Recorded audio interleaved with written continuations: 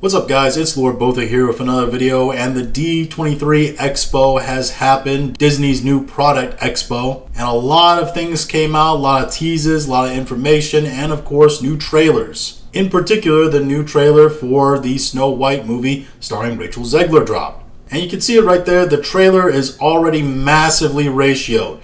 56,000 likes to 305,000 dislikes. Hiya! 6 times the amount of downvotes as there are upvotes. And you can just tell watching the trailer that there are a lot of problems with this movie.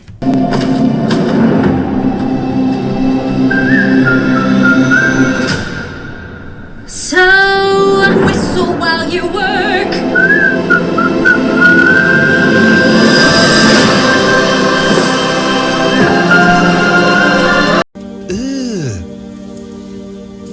Brother, Now, as you might have seen from that little bit of the trailer I played you there, they do have the dwarves in the film. Now, initially, it was thought that the dwarves would not actually be in this film. When some of the first footage and photos from the set were leaked, we saw a stand-in for Rachel Zegler walking through a field with what looked like to be 7 Seattle baristas. And it turns out that these characters were supposed to be called the Bandits. And the bandits were supposed to be helpful friends of Snow White, which led a lot of people to believe that these were replacements for the dwarves. But it turns out the dwarves are going to be in this film. However, they're not going to be played by actual dwarf actors. They are instead going to be CGI created characters. And this has been a point of contention with fans and the general audience since this information came out. You can see this reflected here in the comments. No dwarves were hired during the making of our film. Great actors with dwarfism. We want to work on screen. Disney, no, we must protect you from yourselves. Peter Dinklage climbed the ladder, then proceeded to kick it out from underneath him so no other dwarf actor or actress could follow him. This was a reference to Peter Dinklage coming out in an article stating that he didn't like the idea of using dwarf actors in films like Snow White and the Seven Dwarfs because he thought it was linked to degrading hiring practices, seeing dwarves as only magical beings and not actually as people. Essentially, he thought the work was degrading and prejudiced. And a lot of people interpret this as Peter Dinklage being worried that other dwarf actors would get roles in movies like Snow White and the Seven Dwarfs. They would have breakout performances in those movies, and then they would take roles away from him because he's known as sort of the premier actor with dwarfism.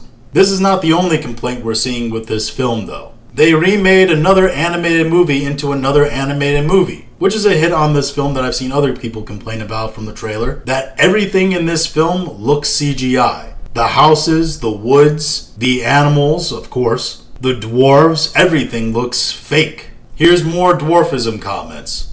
Peter Dinklage complained about dwarves living in a cave. Then Disney fixed that by throwing gasoline on the fire. The fact that they can't cast real dwarves for a live-action Snow White remake is just mind-blowing. Why not just do the whole thing in CGI? Gal Gadot, who is the fairest of them all? Mirror, you. The end. This is a complaint I've seen about this movie as well. The fact that Rachel Zegler is considered considerably less attractive than Gal Gadot, and yet Gal Gadot is supposed to play the evil queen, who is not considered the fairest of them all. And they're trying to spin this as a modern idea that fairest doesn't actually mean beautiful. Fairest just means actually the beauty on the inside and the ability to be just and righteous, which is completely incorrect, and they don't understand the history. This is a German tale from the Renaissance, in which the term fairest was typically meant to refer to a woman's physical beauty.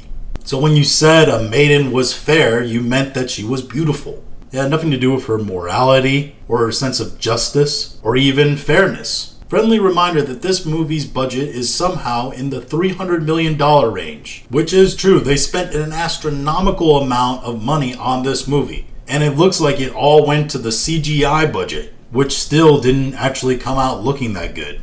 When you double that budget by adding the advertising and marketing to it, and probably the reshoots budget that they aren't probably throwing in this budget, you're looking at a film that's probably going to have to do close to $900 million to break even. Even if you made a great Snow White film that didn't have any agenda stuff, that actually looked way better than this, and you didn't have an actor playing Snow White who was pissing people off every 5 minutes with her statements to the press. You still probably wouldn't make $900 million on a Snow White live action film. But it was always expected that this Snow White film was going to be unpopular and a bust, and clearly from the response to this trailer, it's definitely going to be. The only question now is it going to beat Borderlands as the worst flop of the year? I think it has the potential to, though that is a very, very hard thing to do. Oh, big bullet coming. Oh, there we go. That's enough time. This has to happen now. Don't judge me.